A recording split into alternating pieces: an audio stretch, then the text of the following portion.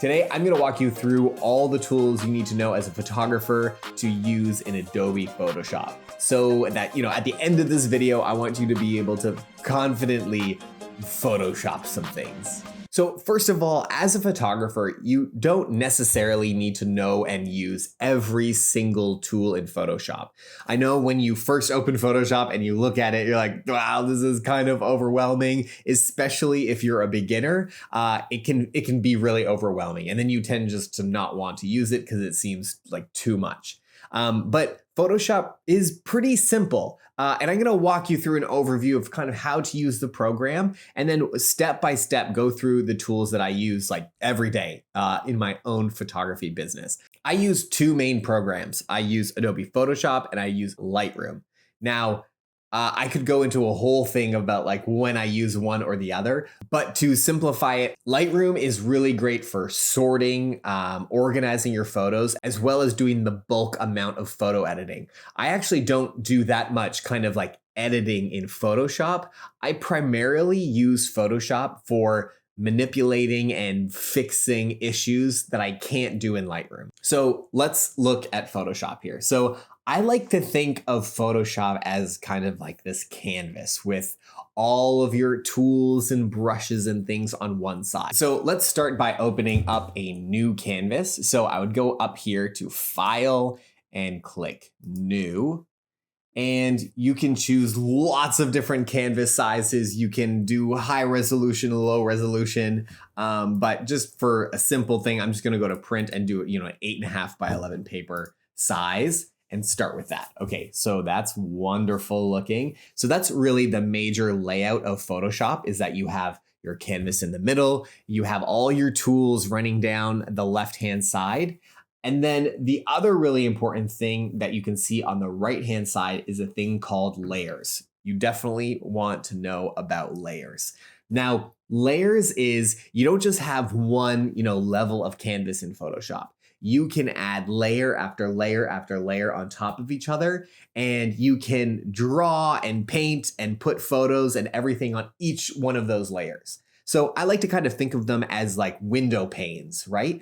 As you make each layer, you can see through all of them, but you could maybe like set a picture on one window frame. And then you could draw a little bit on another window frame. And then you can move them. You can move one up here, you can move one down there. And the amazing thing about that is that you can edit things and you can work on something. And if it doesn't look right to you, you could just click delete and start over. You're not damaging the actual photo. You're not changing the actual photo when you work on that. Okay, so what I'm gonna do is I'm gonna drag in one of my wedding photos, and kind of give you a good example of what these layers can do. So as you can see, when I dragged this photo in, it created a new layer on top of this one right here. So if I do undo, you can see, oh wow, okay, it created a new layer on top of this layer.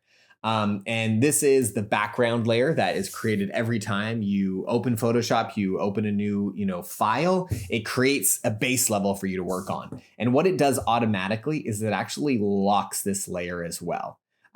So everything is locked here. So I'm gonna unlock that. And that means I can move things around and I can do things on that layer now that it's unlocked. So how you add a layer is you go down to this little plus sign right here and you click add a layer and boom, there's a new layer. Now, if I move this layer around, you don't see anything changing, right? Because it's that transparent window right now where it's just moving glass up and down. So you can't see any differences. Now, look what happens let's move this layer back up here. And I'm going to use a brush tool here. And I'm going to just draw a little bit of, some graffiti here on top of this photo. Okay, so now look what happens when I move the layer. Okay, you can see this right here. Now I'm gonna move this layer below the image and now it's gone because we've moved the picture above the bottom layer and now you can't see it. So that is a very simple way, but as you get more complex and you have to do more and more things, that is a huge, incredible advantage to be able to edit and manipulate images.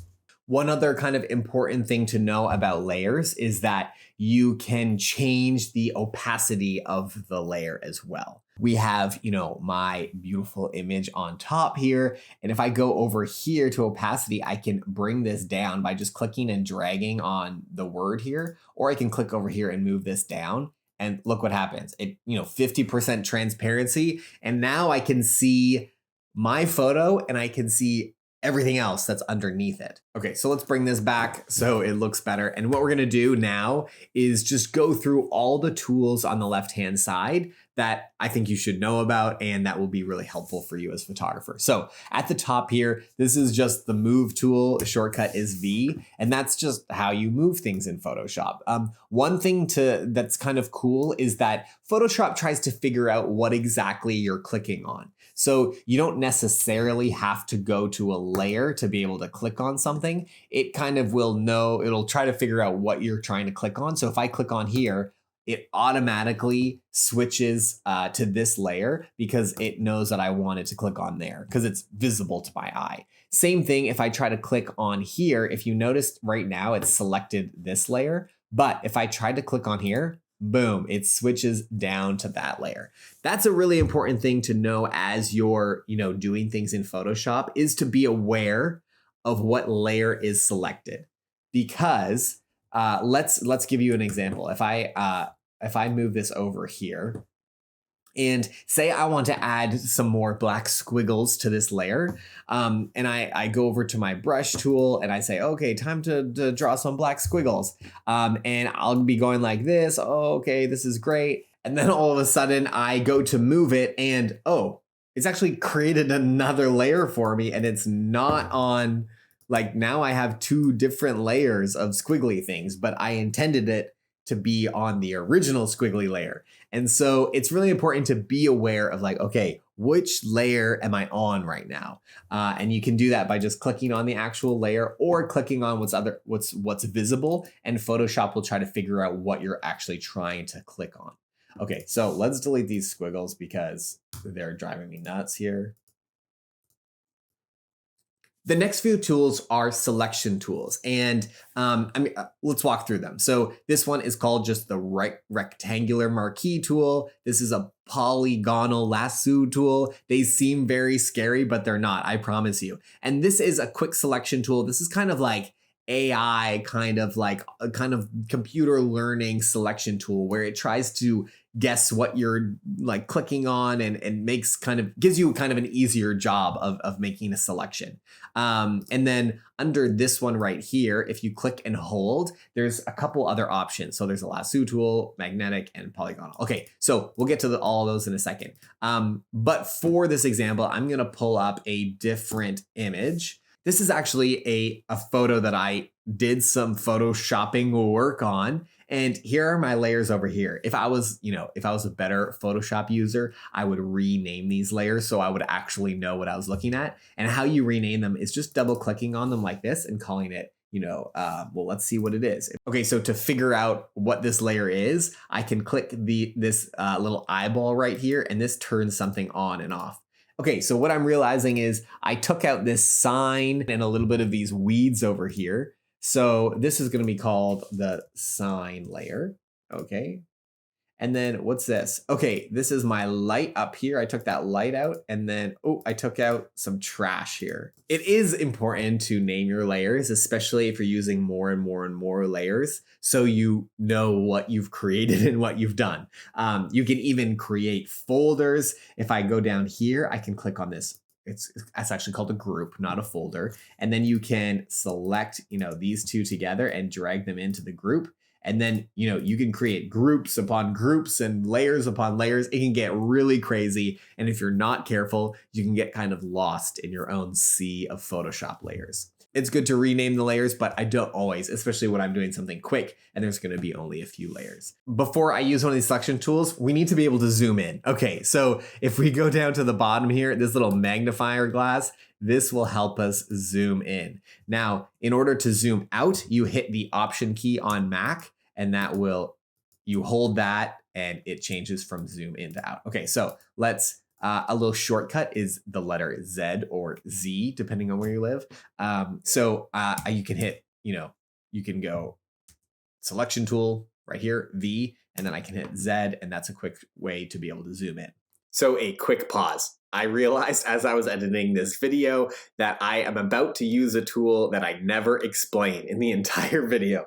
So let me explain it real quick. It's called the hand tool, and you can either click on this, or what I do is actually, like this says you can use the letter H as a shortcut, but I actually never use that. I just hold down the space bar when I'm in another tool. So for example, if I'm in this tool and I'm moving this around, that I can hold down the space bar and then use the hand tool to move the actual canvas. So what I'm about to do in the video is I have my thing zoomed in and I'm about to hit space bar and move like this. If I'm in the zoom key, I can just hold down the space bar and move. And when I let go of the space bar, it goes back to the tool that I'm using. All right, back to the video. So I've zoomed way in here and I hate this light. I want to get rid of this light. And so what I can do is let's use the rectangular marquee tool first, and I can just highlight this light that I hate, that I want to get rid of. And I can do a bunch of things with it. I can copy, I can do Command C and Command V. And what does that do? It pasted a new one onto a new layer over here. So now I have two of these lights that I hate. But maybe I want to copy this light, but I don't want it to be so kind of, well, rectangular. There's some other things. I could do elliptical. The elliptical one is helpful to use. Maybe this will be better at using my light. Okay, so I can create a circle. Something that's really helpful is that if you want a perfect circle, you can hold the Shift button while you're using this, and it will keep it in the proportions of a circle at all times. Another thing you can do is, say I've started it here, but I want to move it over. What you can do is hold down the space bar button, and now you can move this circle anywhere you want. Okay, so I'm gonna let go of the circle for a second and kind of put it right here. Okay, let's do that. Let's copy and paste it again. Oh, it's empty. Okay, so I tried copying and pasting it, and why is it empty? This doesn't make any sense. Oh, perhaps the layers will tell me. So if I go down to the layers, oh yes, I am highlighted. If I named my layer, this would be called the second light layer. So what I need to do in order to copy this light, I need to be on the layer that this light is on. And so that would be this background layer where the actual image is. So I can copy and paste, and now I have a circular light. Okay, so I really want to cut out this light perfectly. How exactly am I going to do that? And that is where these polygonal lasso tools and these other type of lasso tools will come in handy. So the polygonal just means that it will keep it, keeps it in straight lines, right? So every time I click, it creates a new point where I can, move this around. So I can go around and click, click, click, click.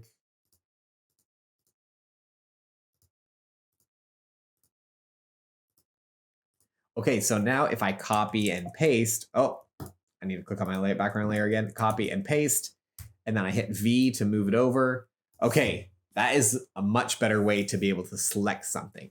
Now, you don't just have to select things to move things around or copy them or something like that. You can do select tools to do specific things in that specific area. So these last examples I was showing you, I was copying something, but I can show you that you could actually do a whole bunch of different things. I'm going to use a different type of tool. Let's use the magnetic lasso tool so you know what this does. And what this does is it tries to figure out, I'm not clicking or anything. I'm just dragging this along here, and it's pretty cool. I can actually click if I want it to force it to create a point. And it kind of tries to figure out what I'm trying to do. And then the last one is the lasso tool. Let's delete this. I can do Command D to deselect. I can go select, deselect, and that will deselect it. The lasso tool is just total freehand, and there's no points or anything. Anywhere you draw, it's going to select it. I can copy and paste that and move that, and then you can see this is kind of crazy. The third type of selection tool are these kind of automatic magic ones.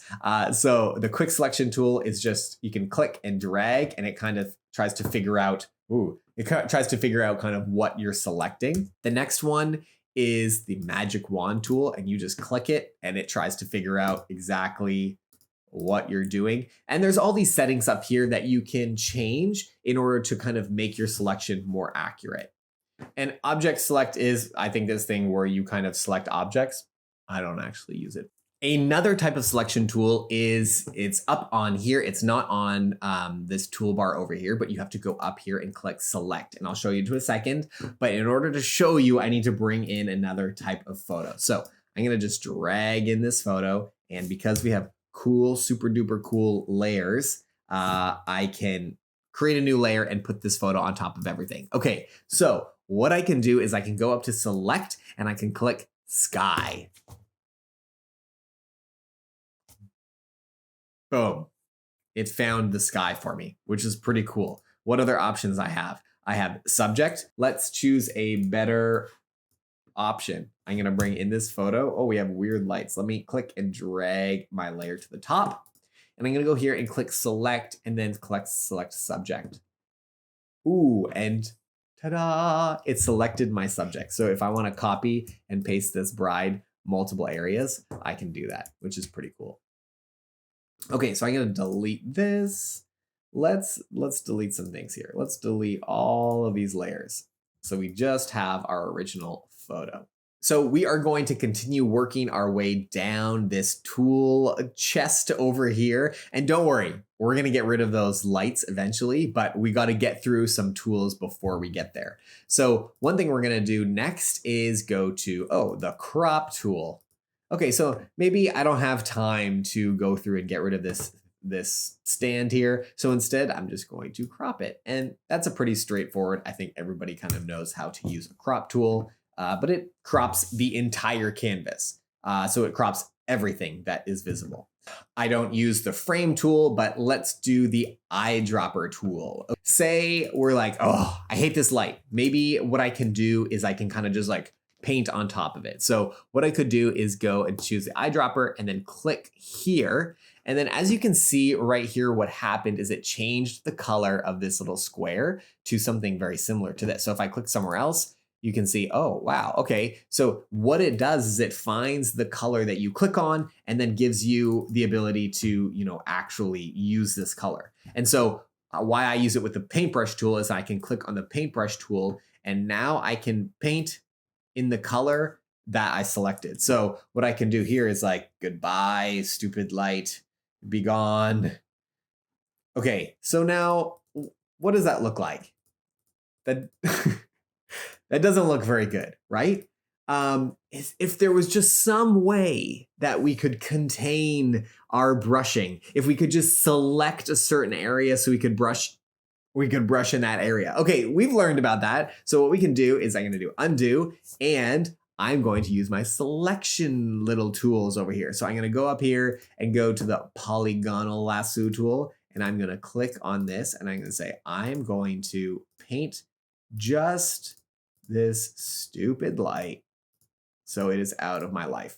Let's create a new layer, and then we're going to go to our brush tool. We're going to go to our eyedropper tool, or I'm going to hit the letter I. I'm going to click here, and I'm going to hit B for brush, and then I can start painting right in here. And what it does is it only paints the area that I'm looking for. So let's also choose this little one. I want to brush the same width as that little grout line. So what do I do for that? Well, you can right click, and then all of a sudden you have all of these options for your brush tool. So you can change the size of it to make it really small.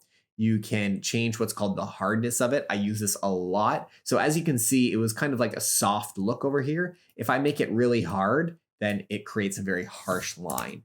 And so what I'm going to do is make it, I'm going to make it like 60% hard, and I'm going to make it smaller, but it's kind of hard to know what size to make it. I can use the bracket key on my keyboard, and that brings it smaller and bigger. So the left bracket makes it smaller, the right bracket makes it bigger. So I'm just going to click and drag right through here. That wasn't a great job, but I hate this light, so I want to get rid of it as fast as possible. So I'm gonna use that color, use the eyedropper again, and then B for brush. Eyedropper, B for brush. And I'm gonna paint it. Okay, look at my paint job. Hey, you know what? That is a lot. That is a lot better than just like the willy-nilly brush method.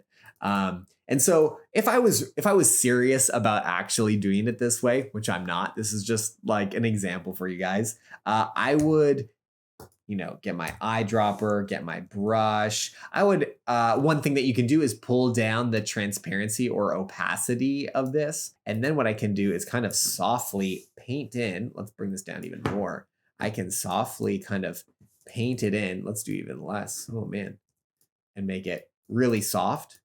Softly brush in this so it makes it a little bit more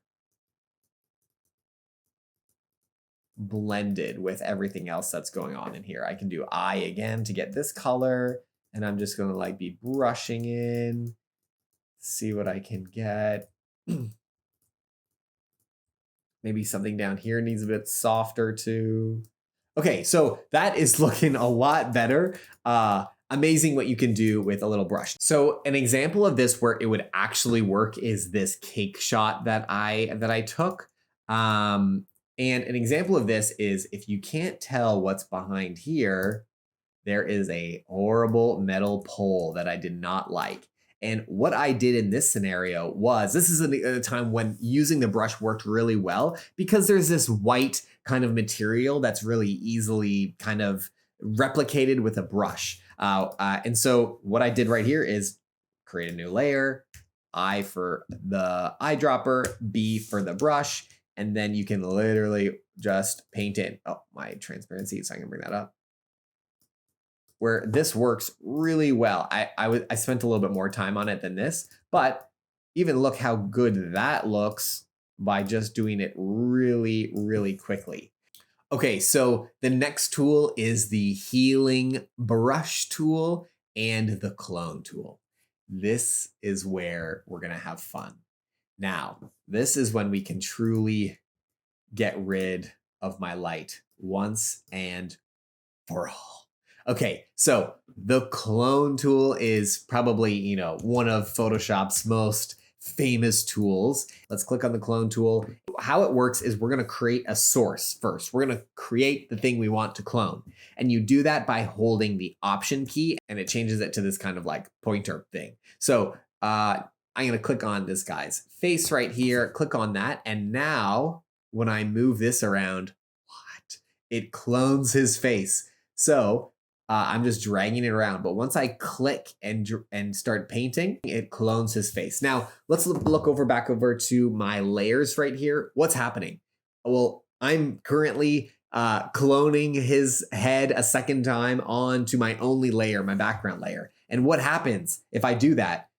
Now I'm stuck with him on there. What if I want to delete it? Well, I can't delete it because he's like, I only had that one layer. So I got to undo and make sure I create a new layer so that when I put his head on here, I can easily move it around because it's on a different layer and it's not on my photo. So that is the clone tool. Now, the clone tool is what I primarily, one of the big reasons I use Photoshop is for the clone tool. Lightroom has a similar type of cloning tool, but it's not as precise because you can't have layers and you can't use the brush and you can't use all these other tools, which makes the cloning tool really so powerful. Okay, so let's get rid of his floating head. That's super weird. And let's go to get rid of this stupid light. Okay, so what we do is create a new layer. First of all, let's call it light killer. And what we'll start off with is we used the paintbrush, but it didn't look that real, right? So this time what we're going to do is we're going to clone some things on top of it. So okay, let's start by clicking the source, which I do the Option, and I can click over here, and then now I can drag this over and paint. So as you can see, it's showing that little crosshair, is it showing where it's copying from? And then I can go up like this, and I'm just copying everything that's over here over to this side. So let's do it again. Let's change our source to here. I'm going to use my bracket key to make it a bit smaller, and then I'm going to paint. Okay, now do you see what happens here? Like what is going on? What it's doing is it's copying some of the light that was originally there. And so what I need to do, and what I have to do a lot, is my finger is kind of always on the Option key, and I'm always resetting. I got to go over here, click here, and resetting the source tool of where it's copying from. But wow, that looks pretty good. Now, the tricky part is here. Like, how do I click on the clone and like, what? This is gonna be crazy. The selection tool. Okay, so I'm gonna go over here, use my selection tool, and instead of just selecting the light, I'm actually gonna select a lot more than that this time. Because what I have to do in this scenario is to do some blending and massaging to this image. So I'm selected this whole area except for that top where I'm gonna cut it off. And what you can actually do is feather the selection so it's kind of soft on the outside. So I have it at one pixel. What we'll do is we'll go back to our clone tool, we'll make it a little bigger, we'll make the selection from over here, and then we'll just paint in. Ooh, I don't want to go too low there because I don't want. So I'm just clicking, re-clicking the source and dragging, re-clicking the source, dragging, re-clicking the source, dragging. Now, as you can tell, we have this kind of weird line because there was some shadows from the light and things like that. This is not working perfectly. So what do I do? Well, one thing that I really like doing is in combination with the healing brush. Now, this is repairing, imperfections by painting pixels from another part of the image. So what this does is kind of like blends things together. So this is a great example, would be like if you had a zit on someone's face and you were trying to get rid of it, you would put this like healing brush over it, boom, and it would like put it all together. Really nice. But what I do is I also use it in scenarios where the clone tool doesn't work that well, and I don't want to brush it because there's kind of like textures and things that I want it to like look really real. And so what I can do here, same thing, is that you use, the Option tool to find the source. And then I'm just going to kind of paint this in here. And I try it from different scenarios, different angles. And what that does is it creates kind of a nice blend. And I can just click, I'm clicking around, trying different things.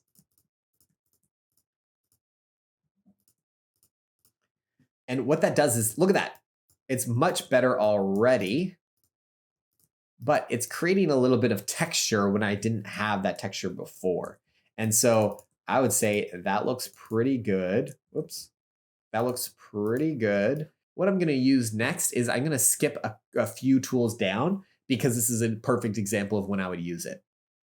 And that is the burn tool. So the burn and dodge tool is just another way of like bringing up the exposure or down the exposure. And so the burn tool is going to make it darker. And so what that does is it's perfect way to be able to, let's bring the exposure down a little bit, and it just like makes it a little darker. So I'm just kind of blending in that area a little bit. And remember, this is only doing it to what's on this layer. So I'm hiding the background layer, and all I'm doing is burning what I've painted with the clone tool. So as you can tell, if I go like this too much, you can see the outline, obviously, of where I've cloned. Let's go undo. Okay, so that is a huge thing that I do all the time to fix my photos from Lightroom into Photoshop.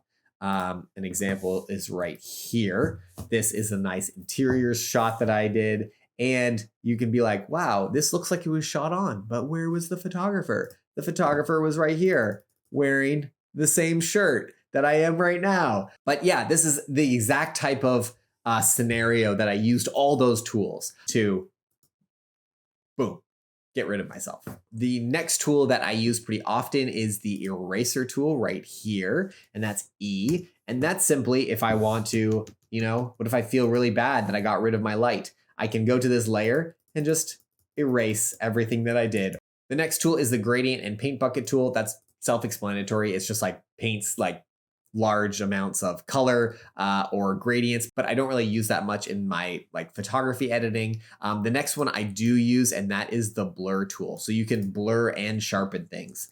Let's go to another photo to give you a good example of this. But say we meant to have a flower in her hair, but we forgot to put it in her hair. And so what I'm gonna do is take this flower and put it in her hair. So let's use the magnetic tool here. And we're just, in order to go back, you can hit delete and it deletes the last, have it delete. It deletes the points that just were laid down from the magnetic tool. Okay, so I've copied this flower and I'm going to Command C, copy, paste, and we're gonna move this flower over here. So a good time that I would use the blur tool is if in photography you're maybe copying and pasting or putting paint in, and your depth of field is different in the front than it is in the back. This is a perfect example of when I would use the blur tool. Is I would go here, I would make sure I'm on the flower layer, and then I would blur it. I can move up the strength here. I can blur it in order to kind of match where it is in the photo. Because if it's too sharp, it's gonna look super weird and it's gonna look like it's popping out at us. Go back to the blur tool and make sure it's as blurred as the bride is back here.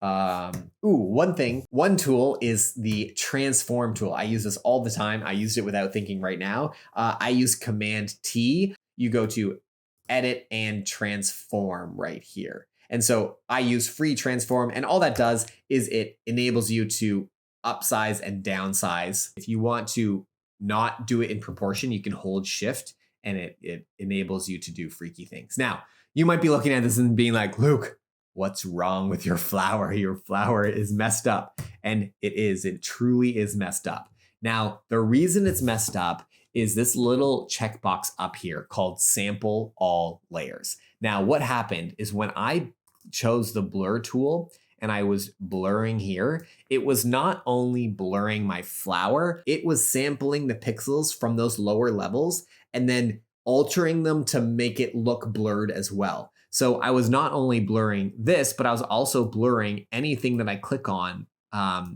here. But as you notice, I'm still on this layer. So I'm not changing the photo below, but somehow it's blurring the photo below. So what it's actually doing is creating, as I blur things, it's actually duplicating those pixels on this layer and then blurring them. I don't want that. So what I'm gonna do is I'm going to hit undo a whole bunch of times. Okay, here we go. Undo to where we have the flower. So now when I hide all my layers, it's just the flower. So what I'm going to do is I'm going to hit the blur tool and then check off sample all layers. So I'm just blurring this flower and I'm going to continue blurring it until I get it to where I want it to be. So now what we're going to do is Command T to transform or edit transform. And then I'm going to make it a little smaller to put this flower in her hair. It's kind of strange. I'm going to get my blur tool again, blur it out a little bit more. Now, this particular shot was shot on Portra 400 film. And what you can notice if I really zoom in is this type of grain compared to this flower. It's kind of soft versus grainy. And so whether you're shooting on film or digital or anything, sometimes when you're altering images, your alteration can kind of look too fresh. And the original image has texture to it. It has some noise. It has some grain. A good example would be if I were to, maybe I want to just draw some things. I want to draw a couple extra petals. So let's do I to get the eyedropper tool to get the color. And then I'm going to do B for brush. And then I'm gonna just like paint on another petal here. Now, you can tell it's just a pure color. It doesn't have that same kind of grit that you have right here. So what I can do is I can click on this layer and then I can do filter, noise, add noise. And what you can do, look at that. That already looks better. It looks like it fits more by putting 1.5% of noise. So you can be crazy and have tons of noise or too little, but let's put 1.5. That looks like a good bit of noise. You can do different types of distributions. I think that looks great. I think monochromatic looks good. And there you go. Now it looks like she has a flower in her hair. I don't know why you would do that. I know we kind of already used the color palette like without even me really explaining it. There's just a foreground color and a background color. You can double click on any one of these to change the colors, move it around. You can double click on this and move it around, and you can hit this swap button if you wanna, if you're kind of alternating between two colors. So for example, say I want this blue, I can hit the eyedropper, click on it, and then I can click switch, and then I'll be like, ooh, I want this green right here. And then I can kind of be rotating between these two colors. One thing that is a really cool shortcut that I learned years ago was to hit the letter D. And what that does is it sets it back to black and white. And then another quick shortcut is hitting the letter X. And what that does is it switches between the two. Now let's go to the color adjustments. Now, like I said earlier at the beginning of this video, if I'm doing basic editing like, you know, warmth, exposure, contrast, I'm gonna be doing those things in Lightroom. But there is a scenario when I would do some of those things in Photoshop, and that is because of a really powerful tool called masking. And what masking does is it enables part of the layer or the window to be kind of invisible or not invisible. So for example, instead of using the erase tool where you're gonna like erase part of the image and then it's kind of gone forever, you can use a mask to temporarily hide parts so that maybe if you wanna bring some of that back later, you can. So how to use a layer mask is you go down to this bottom right section here called layer mask and you click on. Now, nothing crazy happened, but what did happen was it created a nice little box right beside my image here. Now this is a really important that you're looking at your layer, that you're looking at what you're actually clicking on, because as you can see right now, this little new white box is selected. But if I click on here, it selects the original image. So I'm gonna click back on the layer mask thumbnail and I'm going to do some painting. Now, when you're dealing with a layer mask, you can only paint in black and white.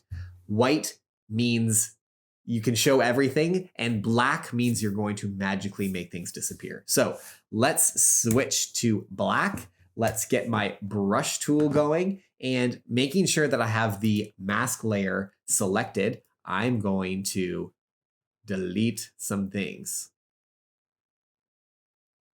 which is pretty cool. And so the cool thing about doing this instead of the erase tool is maybe, I want the bride back. What do I do? Well, you can look over here and you can see where I've drawn with the black paintbrush. And what I can do is now switch back to white and bring all of that back in. Here's a photo of myself, and I'm looking kind of pasty. So what if I wanted a little bit of a suntan? Like I want to look a little bit more of a sun-kissed look to my face instead of kind of blue death look right now. So what I would do is, like what I could do is go into adjustments and I could do color balance and I could just like boost this up, give myself some red and something. The only problem is that it affects the whole image, and I don't want the whole image to be affected. I just want my skin to look a little bit more sun-kissed and less Arctic life. So how I would do that, let's get out of that. And I would create an adjustment layer. An adjustment layer that has a mask. And so what that does is it combines, color editing with masking. And that's the next button over. It's right here. And here's all of these different options. I'm going to use color balance. And what I'm going to do is I'm going to make myself warm. Now, this looks very similar to what I was doing before, right? It looks like it's changing the whole image. But If you look on the color balance layer to the right, you can see a mask. So what I can do is go over here, hit B for brush. I can be painting black because I want some things to disappear. And what I can do is make that adjustment disappear. So if I just want my face to be warm, I can just make it, well, it kind of looks purple right now, but I can make that happen. Now, I can also do the inverse. So let's undo back to where we have a white layer mask here. So what I can do is instead of having it beginning with white, I can have it to begin with black. So how I can do that is just invert it, and I can do Command I. And now what you can see is that it's gone. Like there's no color balance anymore, but it's still there. It's just all hidden because it's all painted black. So what I'll do, is go back to my brush, hit B, and switch to my white color. And now let's zoom in to my face and let's start painting. And what you can see now is that it's applying whatever was on that color balance to anywhere that I paint white.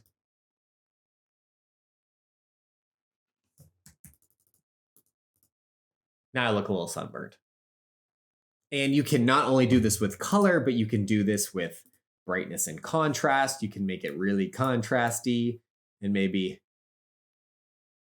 you can be really dark. Remember the select sky situation? So what we can do is click on this image right here, go to select sky.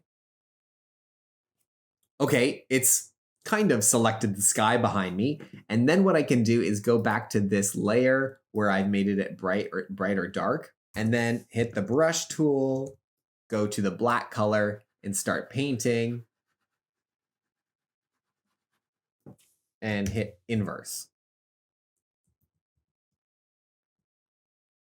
I'm going to just invert it because right now it's selecting the sky, and I want everything but the sky selected, if that makes sense. So I'm going to click this and then draw here so that I've pulled back the exposure of the sky by applying this brightness and contrast. But you can look at the layer mask. My face is not been affected. So I can click on here. Let me double click on this brightness contrast, and I can move this up and down. So right now, this layer mask is just selecting the sky, and my face is being unchanged. So that's pretty cool. The last tool that I'm going to show you, and this, use with caution, is the liquify tool. Now, if you've never used this before, get ready. It's going to blow your mind. So, this tool is a little crazy because I don't know if you've ever seen the controversies of, people trying to make themselves skinnier, etc. Well, this is the tool that you would use. So say, oh, my cheeks are a little bit big here. I'm just gonna bring in my jawline here a little bit. What this does is, well, it's called liquify for a reason. So you can do some crazy things. You can, maybe I want my nose a little smaller. Maybe I want my eyes. Okay, there's actually a thing called, maybe I want my eyes to be a little more bloaty. Oh, yes. Look at that. I look good. So this is a pretty interesting tool. You can do a lot of things with it. I don't use it that much, and I don't just use it for people. Sometimes, I don't know, you just need to like move something over a little bit. You can use this tool to kind of move things in. So that is an overview of all the tools that I use most frequently when I'm using Photoshop, and I hope this helps you to be able to just Photoshop some more things in your life.